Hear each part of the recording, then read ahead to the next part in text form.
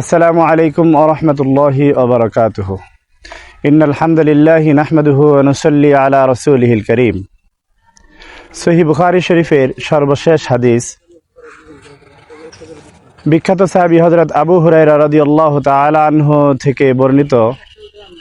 রাসূল করিম সাল্লাল্লাহু আলাইহি ওয়াসাল্লাম ইরশাদ করেন কালিমাতানি হাবিবাতানি ইলার রহমান এমন দুটি কালিমা রয়েছে যেগুলো দয়াময় আল্লাহ রাব্বুল আলামিনের কাছে অত্যন্ত প্রিয়